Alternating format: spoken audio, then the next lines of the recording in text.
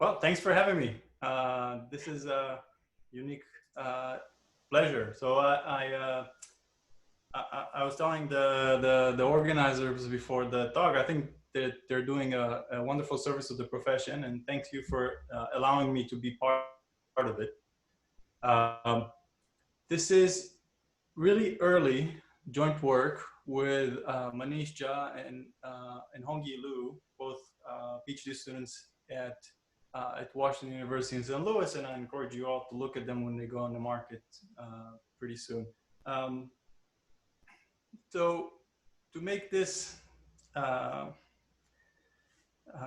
guess to motivate this exercise, let me say that if you've been paying attention, you know, financial markets have responded fairly strongly to the COVID-19 pandemic.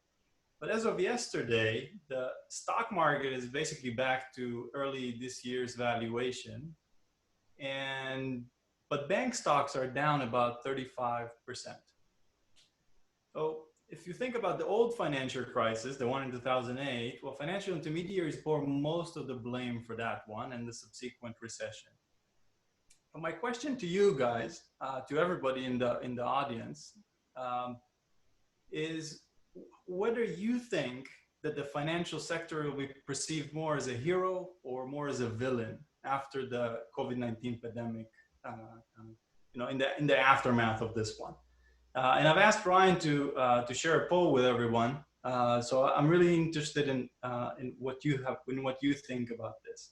So do you think that the financial sector will be perceived more as a hero or villain, or maybe you don't think that those matter at all? That would also be a useful answer to me. So as you think about that answer, you may wonder who cares. So I'm going to put this out here that you can read until Ryan tells me, you know, that the poll is kind of closed, and you can, and we all agree on what's going to happen. Poll. You should be able to see the results there. So I can see them. Can everybody see them? I think. Yes. All right. So we have so about 20% think hero, about 20% think villain, and a lot of you think that this won't matter at all. So this is great. It means that your priors are kind of, you know, set up against our paper. So so let me show you what we think is going to happen. All right. So how do we clear this the poll? How do we get the poll out of the way? No, I got it out of my screen. I hope it got out of your screen as well. All right, so, well, you know, that's my answer to the question of who cares. Well, Luigi cares, you know, and he convinced me that positive popular sentiment toward finance can spread its benefits widely, while suspicion toward finance and financial services in particular can restrict credit, risk sharing, and competition. At the very least, we should care about this because the positive role that finance can play in society critically depends on the public's perception of this industry. All right.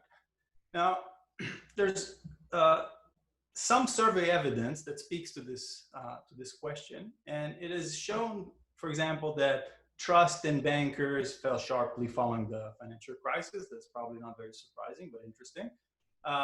It shows that public perceptions tend to diverge from those of economists. So even if we think that finance is awesome, other people may not. And it is shown that low trust, this is a recent paper by Gianaioli and co-authors, it is shown that low trust can hinder insurance market efficiency. So it has some real economic consequences. And the thing is, the relatively short time series of these survey data tend to restrict our understanding of how these public perceptions of finance evolve. And in particular, what we would like to know in this paper is how finance sentiment changes over time. How does it differ across countries? How it responds to rare disasters like the currently spreading pandemic. How we would like to know how such changes relate to economic and financial outcomes. So it's very hard for us to go back in time and to other countries and survey the people who lived through the wars and natural disasters of the 20th century. But books allow us to travel through time and across borders and to document some new facts about finance sentiment. That's what we'll do here. So we use recent advances in computational linguistics to synthesize from the Google Books corpus a measure of sentiment toward finance for each of 8 large economies in each year from 1870 to 2009. So here's a preview of what our finance sentiment panel looks like and where we're going. So I'm going to spend much more time explaining how we get there, but here are the main findings. So we find very persistent differences across languages, countries, despite a lot of time series variation. So this ordering that you see here between countries, I know it's a bit small here, I'll show you a bigger one a little later. The ordering between countries here is essentially unchanged over time. We also find that finance sentiment tends to decline after uninsured disasters like epidemics or earthquakes hit, but that it also tends to rise following insured ones like floods or landslides. So we find this heterogeneity in effects of natural disasters really, really interesting and worth expanding on. And our last finding is that we estimate that shocks to finance in a VAR sense, shocks to finance sentiment have long-lasting effects on economic and financial growth. So GDP growth rises, credit growth rises. All right, so these are our main findings. Now, before I go to explain how we do this, let me sort of explain how I think about this paper within a very interesting and expansive literature. So we contribute to 3 broad literatures. The first in the top here, there's been really interesting work on trust in finance, which is focused either on cross-country comparisons or neat natural experiments within a country. We provide a new sentiment toward finance panel that spans centuries and several large economies, and that allows us to answer some unanswered questions. We also contribute to a broader literature on culture and its effects on economic outcomes. This literature has shown that cultural differences can persist for generations, and that changes in culture and language in particular may have to do with the dramatic enrichment starting in the 19th century. Now, why exactly cultural changes occur remains unclear. So our results about natural disasters provide one plausibly exogenous cause for such natural changes, for such cultural changes. Finally, I'm only citing a couple of recent surveys here to save on space, but many in the audience have dabbled in text analysis. The early work in this field has relied on fairly simple word counts, but starting with the Word2Vec paper in 2013, it's been shown that using neural networks to embed words in vector spaces can improve learning algorithms' performance in many natural language processing tasks. We build on the geometric analysis of culture paper by Kozlowski, Teddy, and Evans, and provide some useful methodological improvements over their work. I'm not aware of any paper that has tried to measure sentiment toward finance using text. So please tell me if I missed anything. So I guess this is a good place to stop and ask if there are any questions so far. Yeah, we do have a comment here. So the Great Recession was perceived to be caused by financial intermediaries, and they were bailed out. That upset a lot of people. This time, though, it's seen to be caused by COVID-19, so banks are in the background. So the cause of disaster probably is very important. Yeah, so I totally agree with that. And I won't claim that. So our estimates are kind of take GDP growth and credit growth as constant, take lags of it and control for it. What is the extra kick that you'd get from change in perceptions about finance. And I don't think it is obvious that sentiment toward finance would worsen following the older epidemics, and I don't think,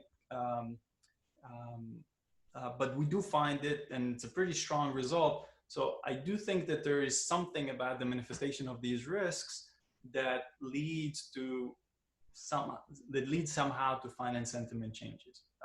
I won't have a lot to say about how this happens exactly. That's always a tough cookie, but I'll show you what I have. That's a good question. Any other questions? There is one other comment here. I suppose you will talk about it, but how do you define culture in this context?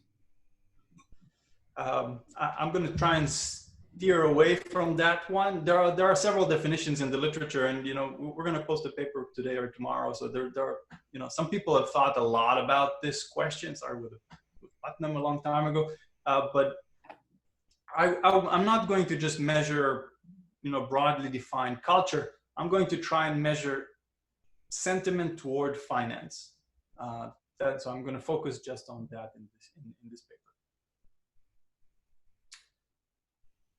Any other questions? That's it for now. All right, thanks. So let me move on. So, oh, skipped one. All right. So our data comes from 3 sources. We get the text from the Google Books Ngram project. It's a very large data set. We focus on about 1 billion sentences that mention the word finance, either in English or in the other 7 languages that we study. We get natural disaster data from CRED and macro data from Jordan Scholarik and Taylor's macro history data set, and from Barrow and Ursula. So for the purpose of everything I'm going to talk about from now, whenever I say sentence, you should read that as a 5-gram, a 5-word combination that comes from the Google Book Ngram project. Okay, that's the granularity of our data. Now, we rely on a recently developed language model called BERT to measure if finance mentions are on average closer to positive versus negative sentences. Now, BERT and its offspring, there have been subsequent improvements on it, have shattered records on multiple natural language processing texts, surpassing human ability on many of them. So it's pretty close to the state of the art in NLP literature. We use BERT to embed sentences in a relatively low dimensional numerical vector. Okay, so you can take the idea behind this, behind encoding language in vectors, is that vector spaces seem to respect some common math relationships. So a common example, this goes back to Mikolov 2013, a common example is that if you subtracted the vector for man from the vector for king and added back the vector for woman, you would get a vector that's closest to the queen vector. Okay, so BERT in particular is really good at distinguishing context. So the best way to use BERT is not just to embed single words, but rather to embed entire sentences or paragraphs or pieces of text.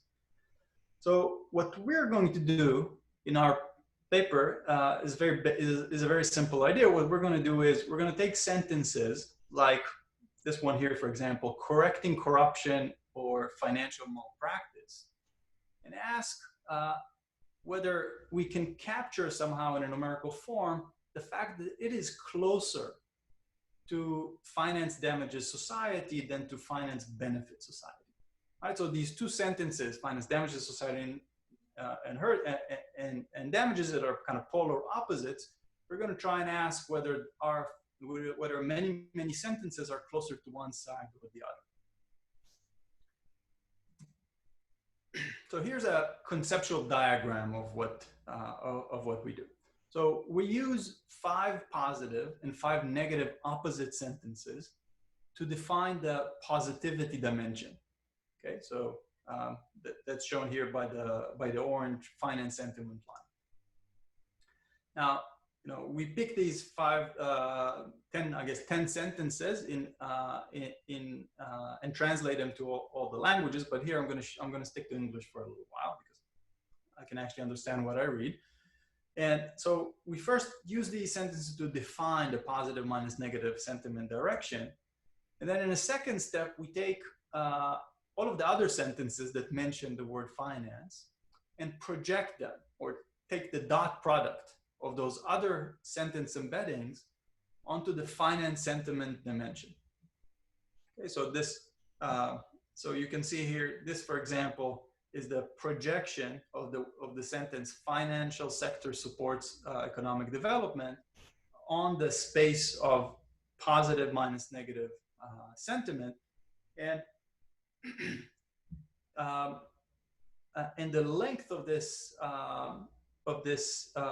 line, this kind of goes between +1 if this is completely on the positive.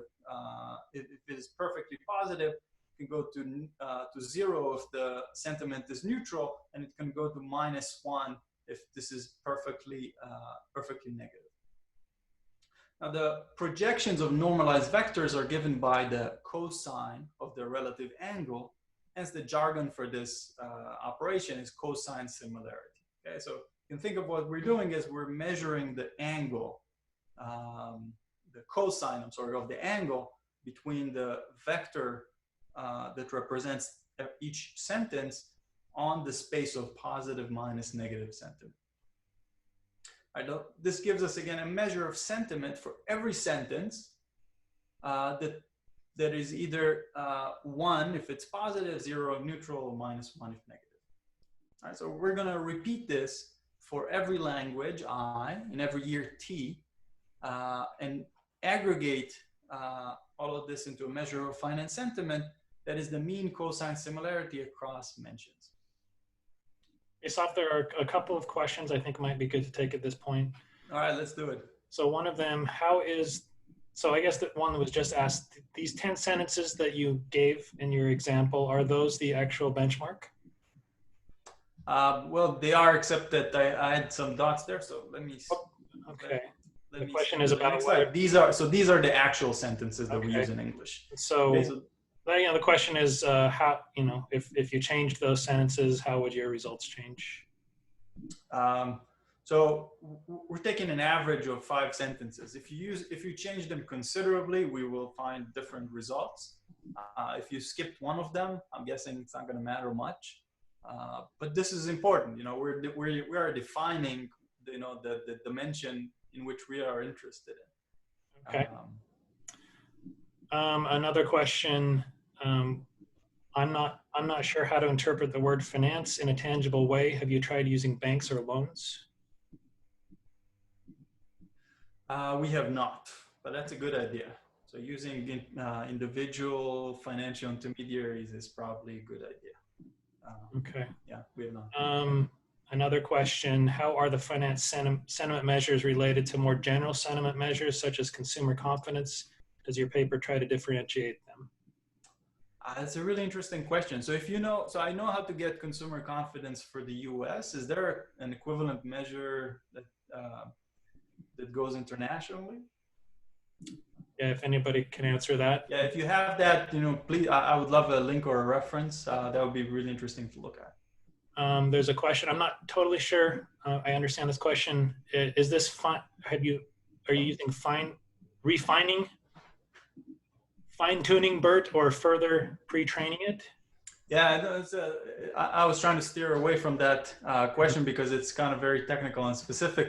What we do is we do not fine-tune BERT. So we use the pre-trained BERT. So you can download this from GitHub. Google has trained that neural network on a very large body of text like Wikipedia and a books corpus. It's very time-consuming to pre-train.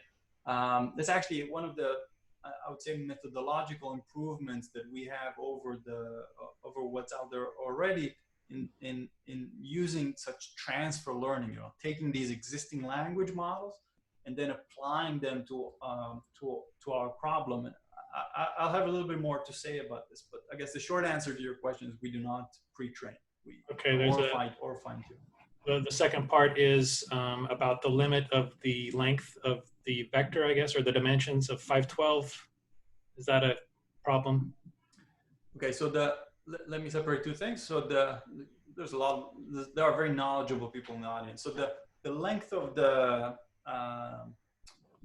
text is limited by BERT to 512 characters, not characters, tokens, parts of speech, and that is not a binding concern for us. So all of our sentences are 5-word sentences. That's not a problem.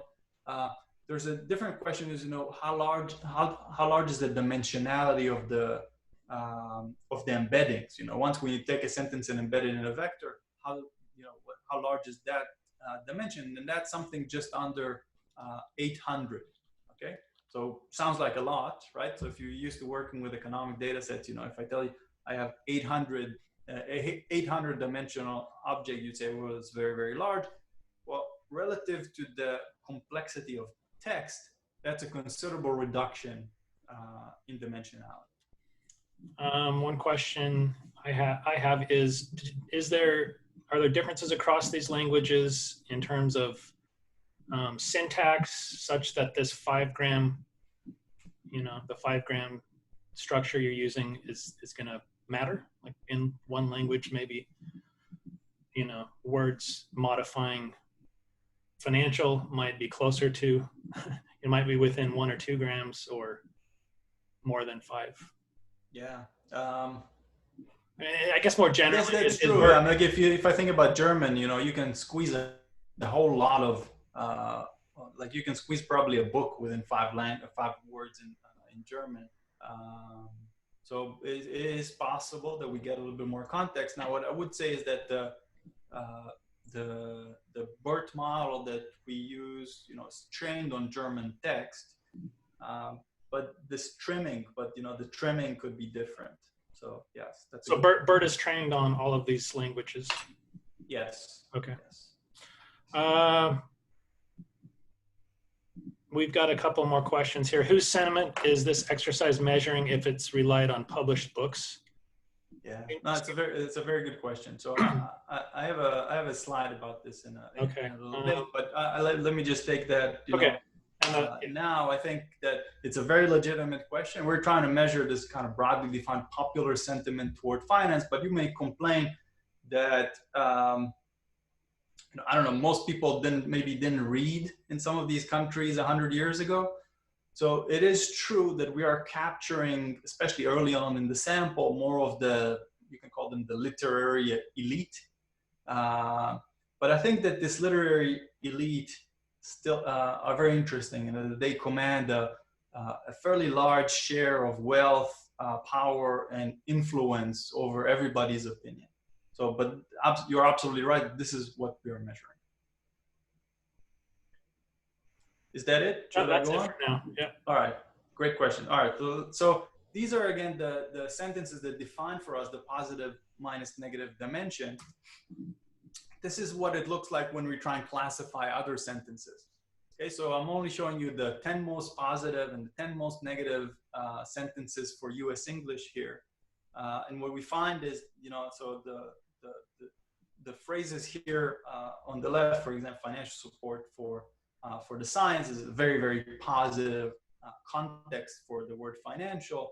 By context is turmoil in financial markets, instability, financial panic, finances falling short. These are all negative context for the word finance. This is what we're trying to capture. We repeat this exercise for all 8 languages using the translated sentiment defining sentences. All right, so we have a dimension defined separately for every language, but basically of the same, essence of the words. And I guess I do want to mention that we benefited greatly from working in a campus with a diverse international background. We can, knock on somebody's door and ask them, does this make sense in German? That none of us speak by, natively. So with that aside, here's what we find. All right, so this is again what our panel looks like, a little enlarged this time. And what jumps at you immediately is how persistent is the ordering of these finance sentiments. So, all right, so higher numbers here. So this is again is the angle or the projection that we're measuring. So this goes between theoretically this goes between 1 and -1. And you can see that American English, UK English are always at the very top. They they switch at some point here around the early 1900s, and then the US stays at the top after that, with the most positive finance sentiment. Russian always seems to be at the bottom with very negative average sentiment. If you are familiar with these countries' histories, you may notice, for example, Russian finance sentiment around here rising permanently around the 1917 revolution, and again when the Soviet Union collapsed. Now, personally, I was surprised by how high Chinese is on this graph, though it's quite volatile. Now, for Chinese text, we can only get this fairly reliable measure. This is not that much text until the 1920s. But otherwise, for all these countries, we can go back to 1870 and measure finance sentiment. I'm sure there are a lot of stories one can tell about this picture. The big thing that jumps at you, that may also jump at you from this one, is there's a positive trend. I guess maybe a few more directions this way, but there's a positive trend in that sentiment toward finance is generally increasing. It's not a whole lot, but generally increasing. So we want to work with stationary series in what follows. So we're going to detrend the series and analyze finance sentiment growth in what follows, and this is how we define it. Now, because finance sentiment again can be negative, we define it using an absolute value in the denominator. If you know of better ways of doing this, I'd be interested to know. But here's what the growth series looks like for the US on the left here, and for Russia on the right.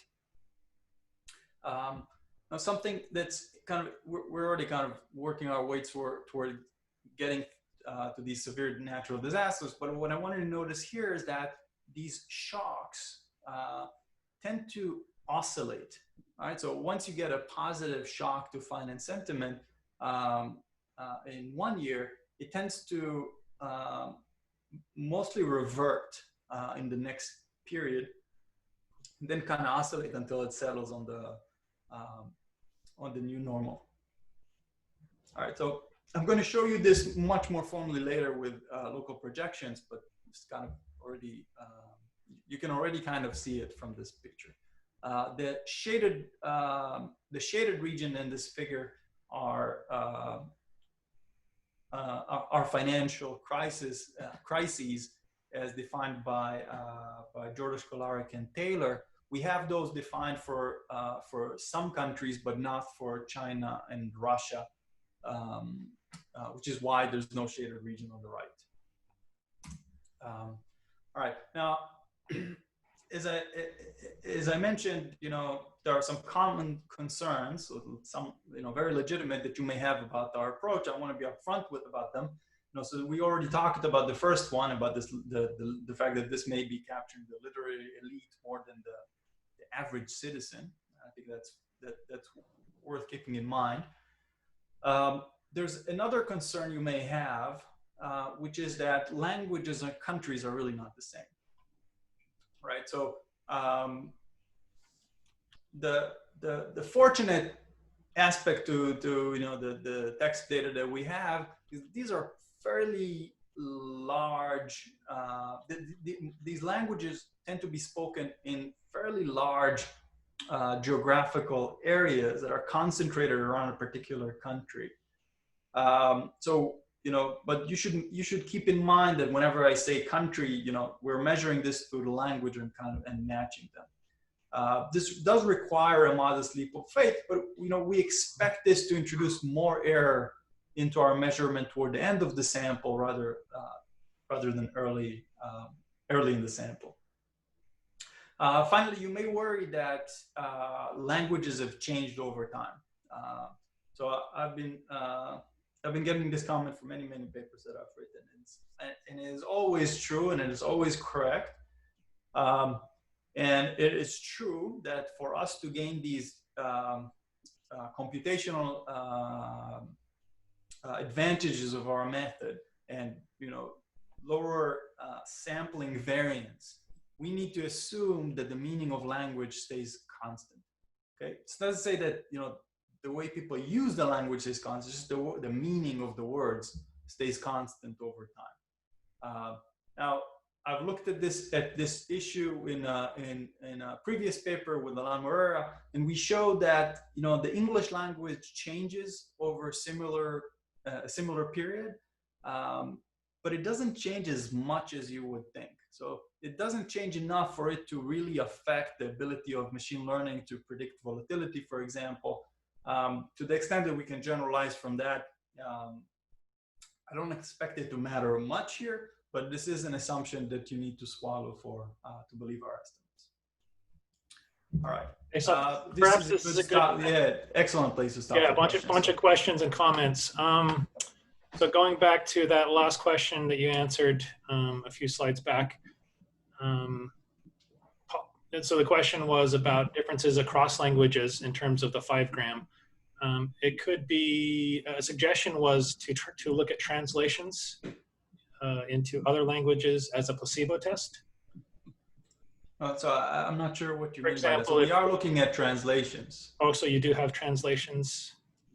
Yeah. So we have a long appendix. This does not fit in a slide. Okay, so then there was another question about where we show, for every language, what are the sentences we use to define the positive negative dimension, and what are the top sentences for each one, and we translate them to English because I cannot read Russian. Yeah, I guess the question was more about are the original texts that are in the corpus translations. So translations from the original English, perhaps, into Chinese, or are these written by Chinese authors? Oh, I see. So take like a work of literature that's been translated to another language and ask. Well, there are two questions. One was what were the Chinese is the source for the Chinese corpus Chinese language books that were written in Chinese originally, or are these translated into Chinese? No, they were written in Chinese, simplified Chinese in particular. And the other was using a translation as a placebo test to check whether this 5 gram, whether the 5 gram that you're using actually matters. Oh, I see. This is for the question about the chopping off at 5. Yeah. At 5. I see. That's a good suggestion. Okay. Why should we be concerned with financial sentiment? I can't imagine that borrowers are going to stop borrowing. However, I imagine that it could result in new regulations. Are you going to address this issue? So I talked about this, so I'm going to stand on the shoulders of giants here and kind of point to Luigi's comment from before. So he has this whole presidential address where he goes through why he thinks that this matters and why and I tend to agree. So I'm going to kind of refer you to his paper and the sources that he cites there. I think his basic argument is, yes, absolutely, this can affect regulation. So if you think that, so I guess depending on your views about regulation, you should be happy or sad if people have these different sentiments about finance.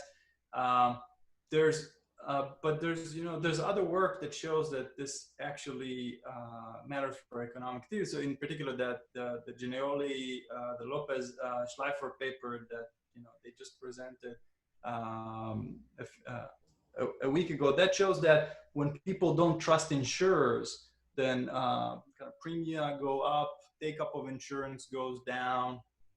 So I do believe that this may have real economic consequences beyond just changes in language. And I'll show you some evidence for that. Okay, another question or comment and question. So books may be about what happened in the past. It takes a lot of time to publish a book back in the 1800s. So it's possible what you're capturing is not timely. I think that's true. So we spot checked, like we looked at some of these books and how long it took, from a time that we know an event happened, like something new, and how long it takes until books about it start showing up in our corpus. And it does not take 5 years. It takes about a year, maybe 2. Okay. A few more questions. Questions and suggestions. The positive sentences seem to refer to availability of funding for good endeavors and not necessarily trust in the financial sector. Is that a concern here?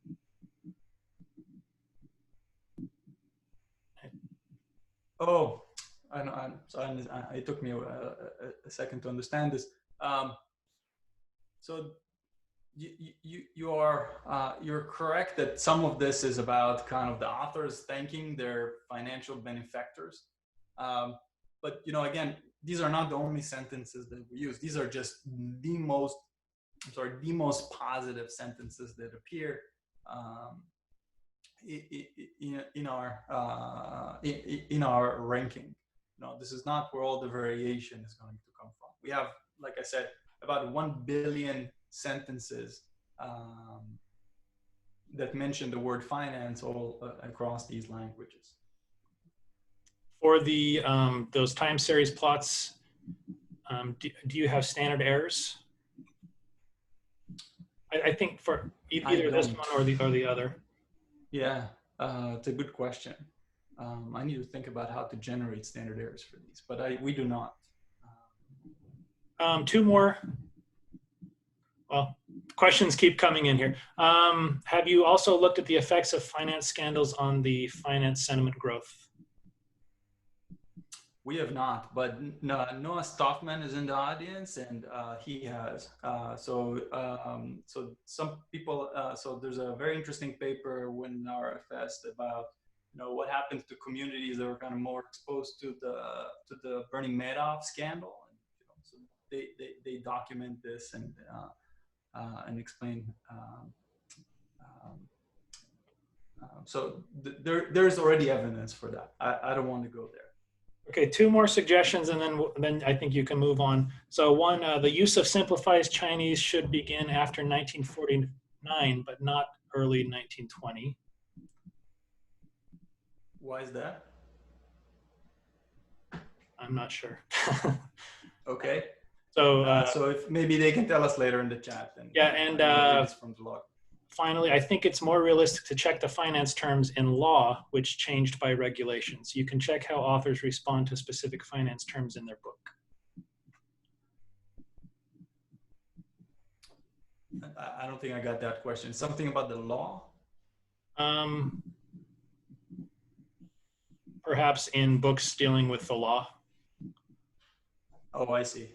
So the Google Book Ngram data unfortunately don't allow us to figure out which book, which individual books this came from. So they just give us the 5 grams or the sentences and how often they were used in a particular language in a particular year.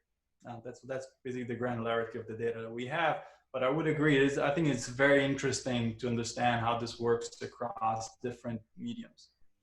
Okay, so there's a debate going on in the comments about simplified Chinese. We're going to make the transcript available to you. Okay. Yeah, no, so that'll be available. And Hongi, this one is on you. All right, so like I said, we are interested in using natural disasters as exogenous shocks. They get it. These disasters are basically as exogenous as it gets. But they're also, I think, of great interest given the pandemics that's been going around.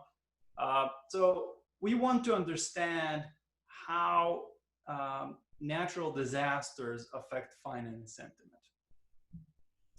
So what we do is we classify, we got this data from CRED on natural disasters, and I should say that the natural disaster sample starts in 1900, so it doesn't cover the first 30 years of our data. But since 1900, we get pretty good coverage of various types of disasters.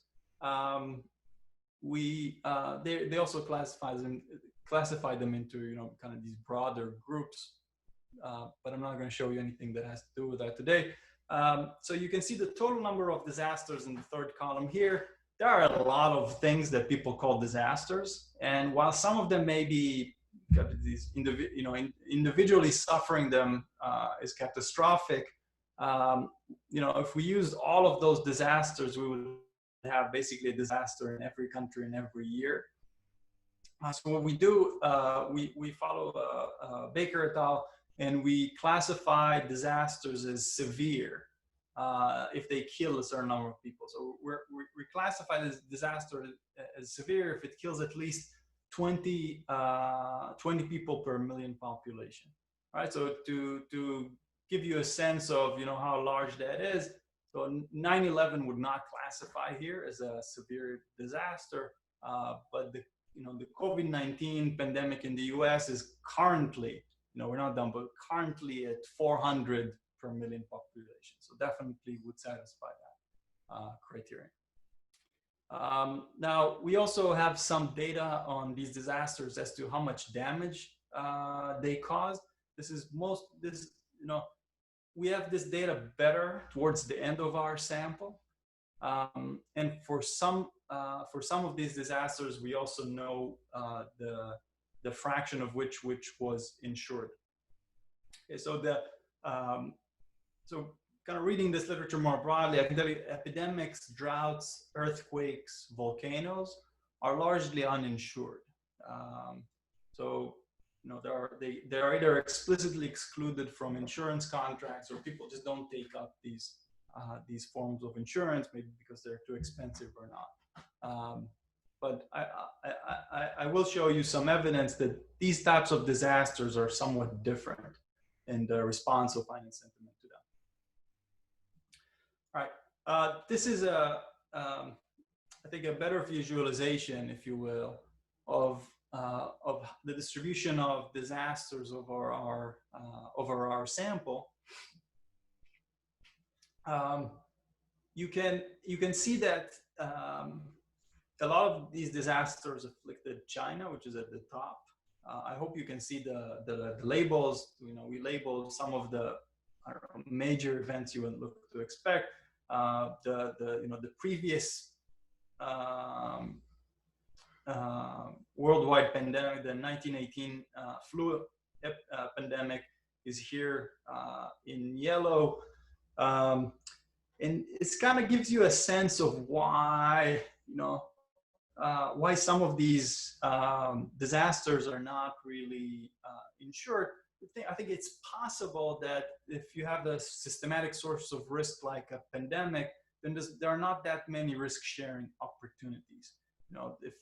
If that's true, they're going to have high insurance premium and low take-up. So maybe it's not that surprising that we are not all insured by private insurance companies against epidemics.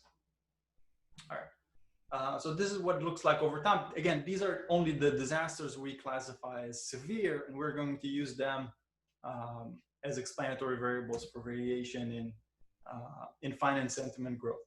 All right, so I'm going to go over this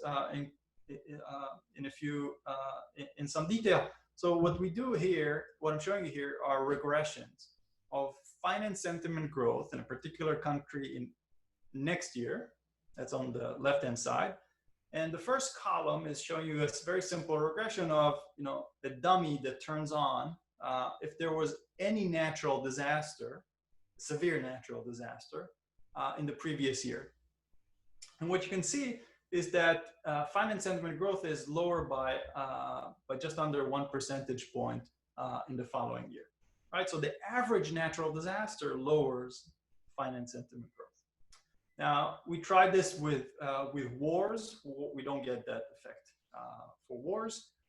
I'm gonna skip to the fourth column for a second and get back to the third one in a minute. The fourth column here is showing you that if you control for the number of fatalities, we put the log number of killed in this regression, that does not drive away the fact that just having a disaster affect the country reduces its finance sentiment. I do want to mention that all of these regressions control for country and year fixed effects. So we are not, so they are not coming from, comparing Russia and the US. That's not the comparison here. They are also not coming merely from comparing, 1900 US to 2000 US. We're able to control for a lot of unobserved heterogeneity as long as it is fixed.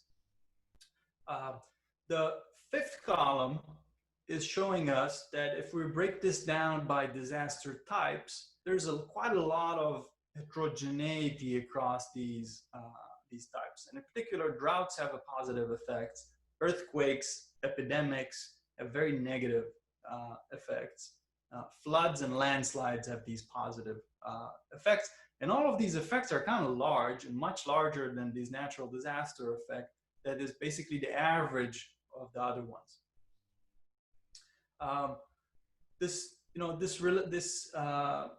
The significance of these disaster type dummies is not hindered either by including a measure for the number of fatalities, as you can see in the sixth column. Now, there are, like I said, the data that we have on insured versus uninsured is not perfect, and it's kind of, tilted towards the end of our sample. But if we impute those values to the remainder of the sample, we can formally test this hypothesis that disasters that have fairly low insurance exposed behave differently from just regular natural disasters. Right, so we see that if you have just an average natural disaster, it tends to actually increase finance sentiment growth. But if there's low insurance for that disaster, then the effect is exactly the opposite and negative. Okay, so the average low insurance disaster results in a decline in finance sentiment growth of about 4 percentage points. So these are our main findings about natural disasters. Because kind of summarizing them, we see that finance sentiment declines by about 1% a year after a severe natural disaster, but that this hides a lot of heterogeneity. We think of uninsured disasters. We can see that uninsured disasters reduce finance sentiment by about 4%, whereas insured disasters tend to increase it on average by between 2 and 5%. Now, to me, this heterogeneity is tantalizing. It's really, really interesting. And I think that there are several explanations. I would love to hear from the audience if you have other explanations.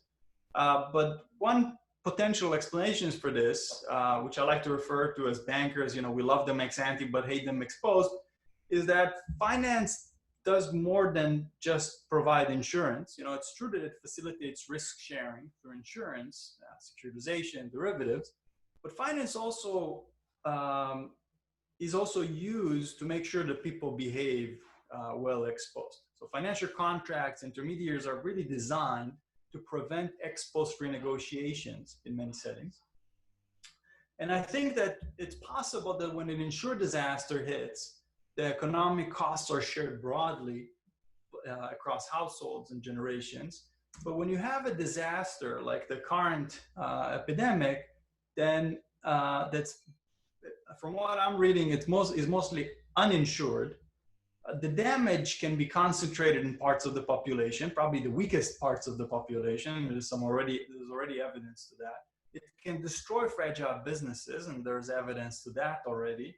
And it can generate resentment against financial intermediaries. And I think that the journalists are already kind of documenting this rising resentment. I think that it remains to be seen what happens in the coming year. Now, there's another potential explanation. It's somewhat related, which is that insurance claim disputes can affect finance sentiment. So insurance claims are frequently disputed and result in rejections or lower payments. So if you've ever filed an insurance claim, you probably appreciate the uncertainty that's associated with, how much are you actually going to get. There's this really interesting article from June in the Wall Street Journal. It's about how companies hit by COVID-19. And there's this big fight coming out now about whether insurance companies are on the hook for it or not. What's shown here in the picture is a campaign. There's an advertising campaign that's trying to tell insurance companies, you should do the right thing. You should pay people, even if the letter of the policies that they've signed does not really cover viruses. We think that sentiment toward insurance in particular may worsen if households learn that they are uninsured only after disaster strike. I would be very open to hear about other explanations that people have. I think that I'm fairly confident in saying, we document this effect of a natural disaster on finance sentiment growth. You have this exogenous thing, and it affects this endogenous other thing. I think that getting at that exact mechanism is always very, very tricky unless you have an instrument for that mechanism, and we don't have one. So it could be that other unobservables besides insurance could be different across disaster types. So I guess this is probably a good place to stop and ask if there are any questions that people have. There are questions and comments here. So first, have you looked at banking panics as a check on your algorithm? I assume that if people lose their money in a bank run, they would have a negative view of finance. I really like that idea. We should. Yes, we have not, but we should. Okay. It would be useful to have a benchmark for finance sentiment. If sentiment becomes more negative in all contexts, you will see an effect on finance, even though it might not be different than any other context, like sentiment towards government, for example. I'm sorry, Ryan, you were breaking up when you were reading the question. Can you say that again? The question is there a general change in sentiment in all contexts? Maybe Nuri, if I'm breaking up, maybe you can jump in. I can hear you now. Okay, so it would be useful to have a benchmark for finance sentiment. If sentiment in general becomes more negative, you'll see an effect in finance, even though it might not be different than any other context, like government, for example. Oh, that's a good idea. Yeah. Did you perform tests against this is related, against other measures of sentiment to see whether those betas look similar? We have. So, do I have a slide about this? Let me see if I have a slide about this. All right. So there are other ways that you can go about measuring sentiment. An approach that's been very common is the dictionary-based approach to measuring sentiment. There are some limitations to this approach. For example, it's very hard to capture context with single words, or unigrams that are pervasive in this literature. And the existing word lists are mostly in English. So if you know of a very good word list that covers that covers positive versus negative sentiment in the other languages that we study, I'd be very curious to know about that, because we're trying to give this method a chance. But currently, we've only looked at it for English, and what we get from using something like this with a dictionary-based approach is very, very different from what we get with the word embeddings. there are other things that you can do. For example, you can you can do what Kozlowski, Teddy, and Evans did in their 2019 paper, which is use word embeddings that rely on word2vec or glove or fast text. If you're familiar with these other language models, we tried that, and I can tell you that let me see if I can go back. And I can tell you that that this table, where is that table? All right, this kind of main result table looks like a bunch of insignificant numbers when you use those other sentiment measures. And if you look at their time series, it's because they're super volatile. Okay, so year-to-year changes in those finance sentiments are very, very volatile, and it's because what Kozlowski, Teddy, and Evans do is this kind of goes back to the question I got before: are we pre-training? What they do is they basically pre-train this neural network for every country in every year of the Google Books corpus, rather than use this existing language model. And what that tends to generate, besides a headache in terms of computation, it generates a lot of sample uncertainty. So they kind of collapse everything to decades because they need enough text to train those models. When we do this at the annual frequency, we're basically looking at noise. So I think that our approach is superior in that regard. Okay, there's a suggestion to use, instead of the word finance, use corporation or government. Just as yeah, so I think this is you're absolutely right. I think that if this is what you're trying to say, is I think that there's a lot of scope to measure sentiment towards other industries. We're kind of coming from finance. We're very interested in finance. There's kind of Luigi posed this question to our profession, so we're trying to answer that question you may have found narrow. But I think once we provide the methodology, I think this can be applied to many other settings, and maybe some of the people in the audience can take up that question in subsequent research. Okay, a couple more. I'm a bit surprised that there are no long waves for ideology. So, for example, the rise and fall of socialism should leave marks on the time series. It doesn't seem to be there. That seems strange. So I don't know which countries and years you're looking for in particular, but if you go back to our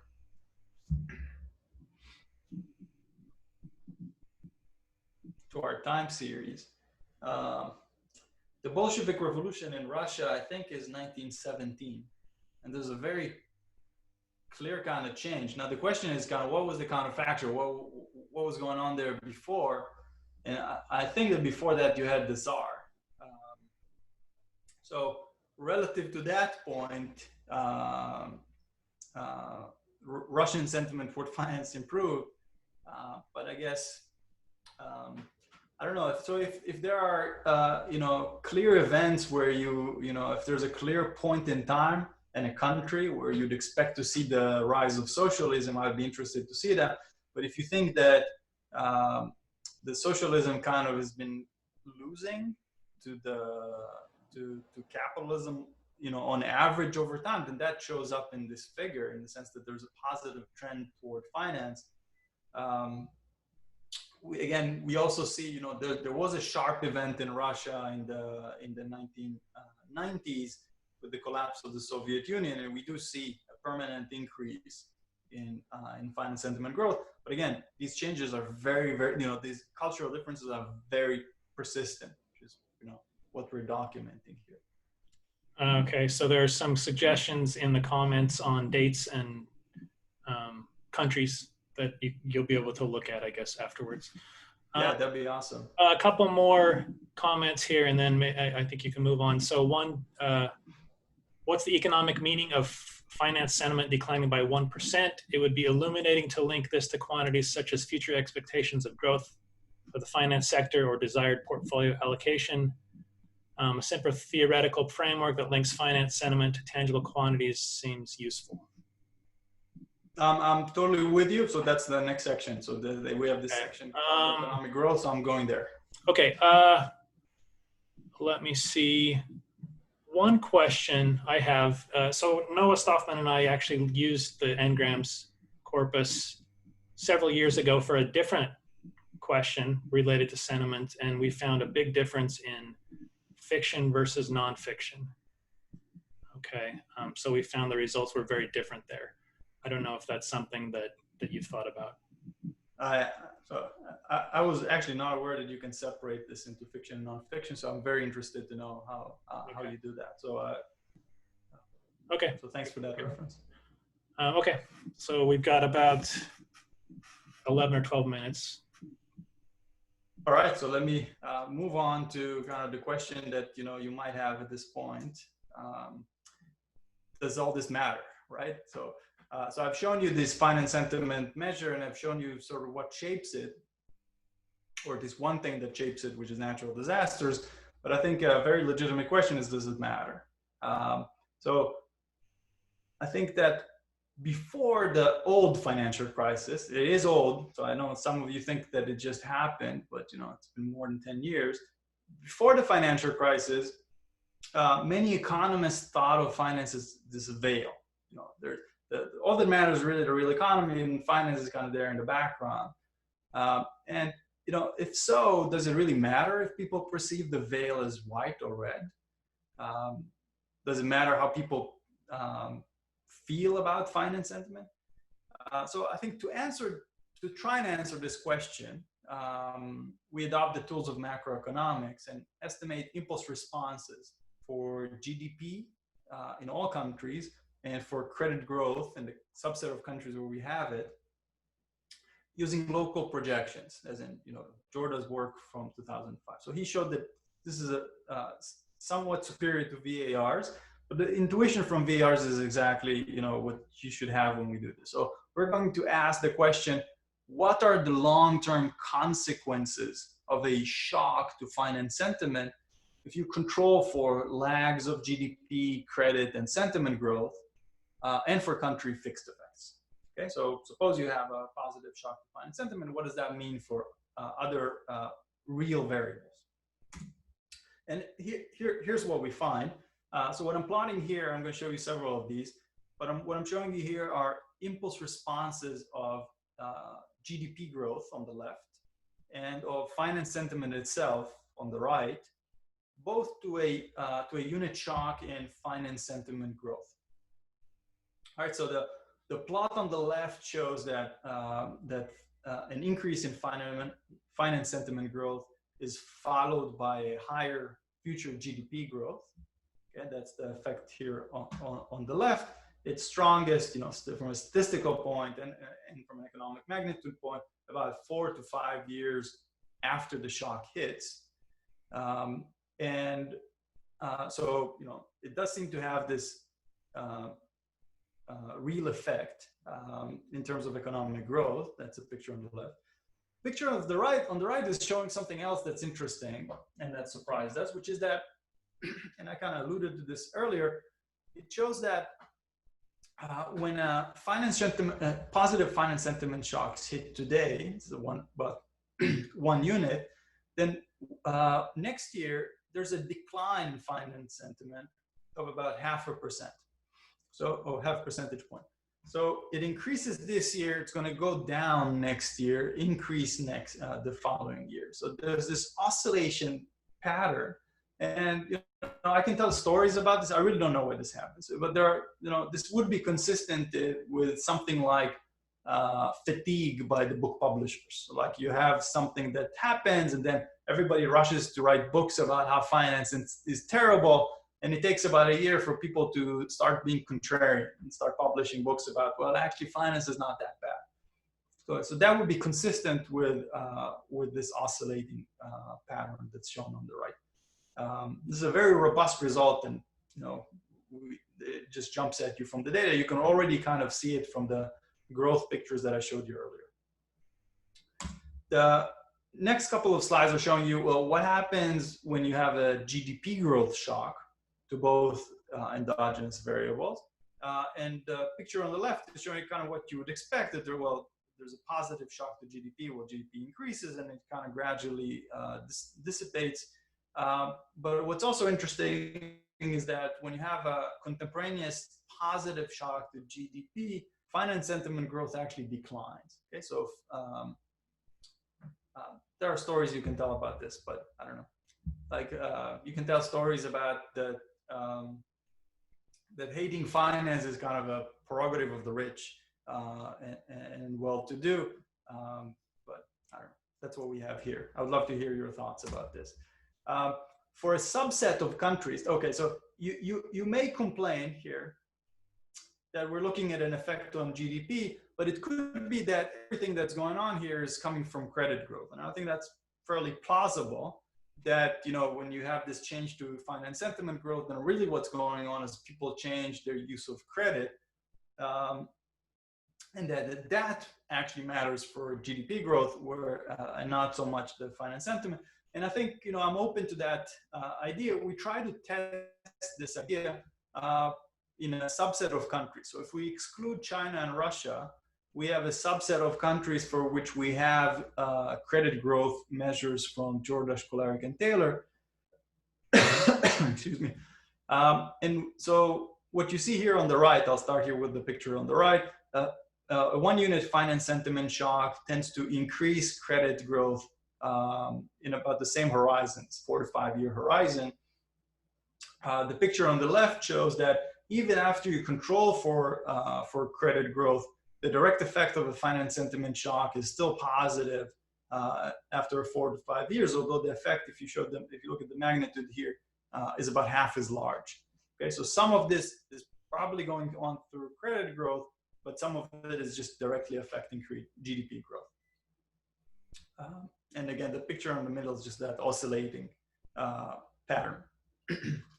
All right, so what does this mean for the current pandemic? You know, I think beyond the health crisis, which COVID-19 is mostly a health crisis, our estimates say that COVID-19 may have fairly long-lasting effects on popular sentiment toward finance.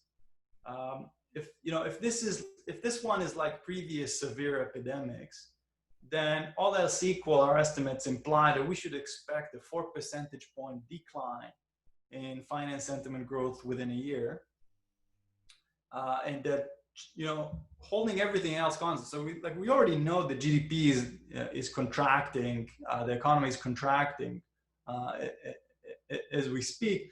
But beyond just the direct effects of the health crisis, on GDP, our estimates say that we expect a 1 percentage point lower GDP growth over the next 5 years, and about 2 percentage point lower credit growth over the next 5 years. Now, obviously, there are caveats here. You know, whenever we're trying to project in the future, we're kind of assuming that what was is what will be, and some things have obviously changed. If human nature has not changed that much, then these are kind of our expectations. So we don't have data on this yet. We're going to have to wait and see. But this is what our estimates imply for the current pandemic. All right. So I'm going to wrap up here, and, you know, maybe open for other questions. So I hope you convinced us that books allow us to travel through time and across borders, and to document some new facts about finance sentiment.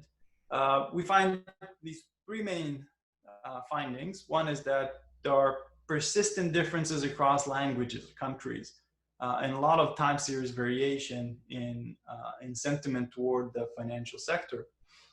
Our second finding is that finance sentiment tends to decline after uninsured disasters hit, but tends to rise after insured ones hit.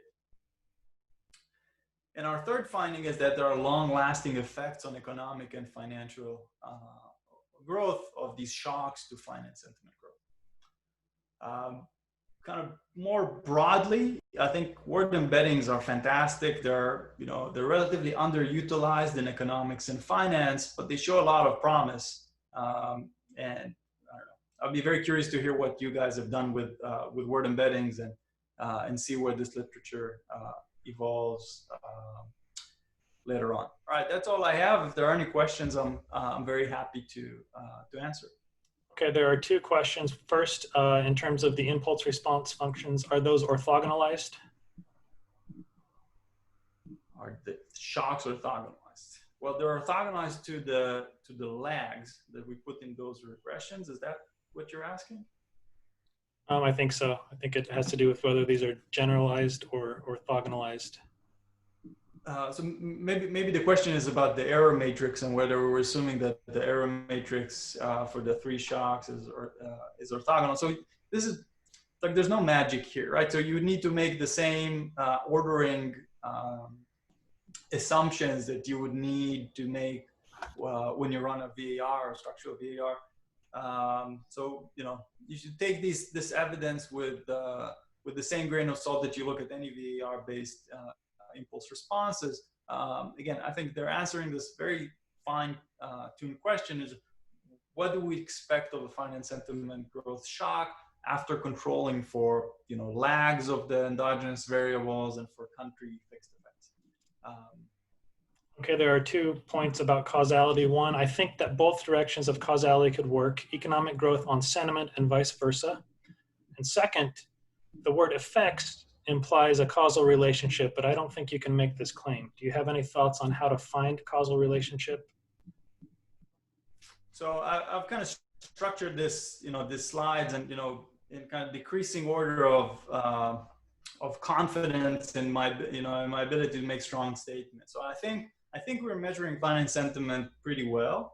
I think that there are not that many issues with causal inference for natural disaster effects on finance sentiment growth. I can make up stories, but I don't, I think that we're on pretty solid grounds here. The last part about economic growth, we're looking at macroeconomic trends. We're looking at macroeconomic, a macroeconomic panel. And the state of the art, I think, in that literature is kind of looking at these impulse responses from local projections or VARs. So I don't know, we're in good company there, but I want to be very, up front that you need to swallow the assumptions of those VARs to believe that that we're identifying those effects. I think that the question though is important and interesting enough, whether this has long-term effects, that I think we have to start somewhere, and I'm hopeful that subsequent literature kind of I don't know, picks this apart and refines our understanding with finer natural experiments. But whenever we have these very fine natural experiments, they tend to be concentrated in a very, I don't know, as a controlled environment as possible. And that means, you focus on counties in Germany 100 years ago, like the Kunto and Weber's work. And that's, that's very sharp, that gives you very sharp causal estimates, but you're going to then worry, does this generalize to other countries? Does this generalize to other times? So there's definitely a trade-off. I think there's probably a place for all of these methods. There are 4 more questions. Have you considered excluding books or book genres like biographies and novels? I mentioned this earlier. By the way, that's only going to work in English. We can talk about it more later. But second, how does the measurement of finance sentiment answer the question, does finance benefit society?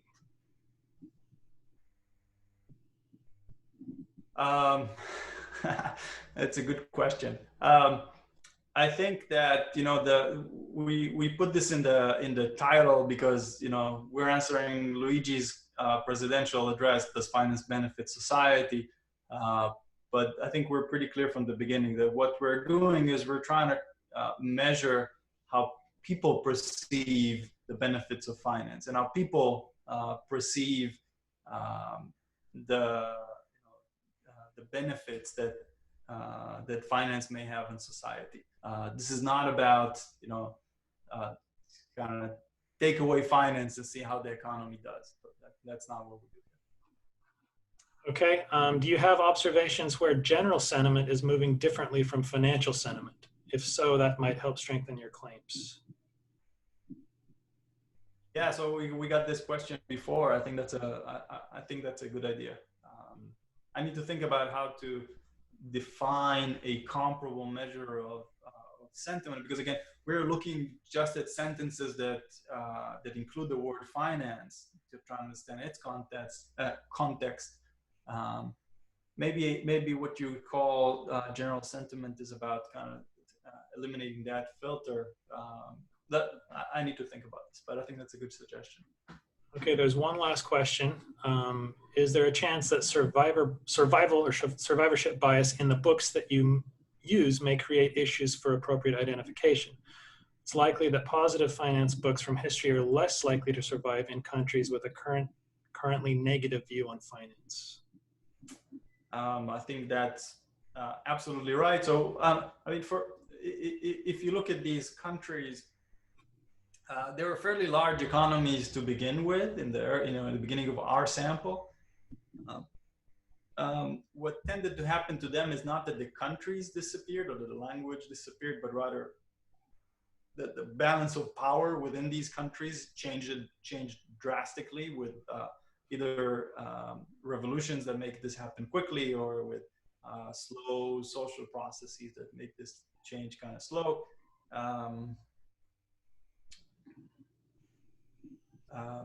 Yeah, but as to survivorship bias, I think that's a legitimate observation. I'm not sure how it, if this is a critique of what we find. Maybe it's a critique of the. Yeah, so I'm not sure how this changes our interpretation of what of what we look at in the data, but this is definitely something that's true. So if you have a country or language where people are very, very much opposed to finance, and finance does have these benefits, maybe they would not survive over long periods of time. I think Will Gottsman has and co-authors have these kind of a similar story for the risk premium. If you're in the asset pricing literature, and that maybe the risk premium is not as large as we think. It's just that those countries survived, or those markets survived and flourished, while others where the risk premium was low kind of went away. So again, I would need to think about how this matters for our estimates, but it's not obvious to me that it does. Okay, I think we'll stop there. Nuri has a suggestion, but we can talk about that after. So I just, on behalf of the organizers, would like to thank you again, Asaf, for presenting your paper. As a reminder, next week, Manuel Adelino is going to present his paper, Trade Credit and the Transmission of Unconventional Monetary Policy. So please join us then. Again, thank you, Asaf. If any of you thank you for having me. It was a true pleasure. If anybody has comments or questions, you can email him. Okay. All right. Thanks, guys. Yep.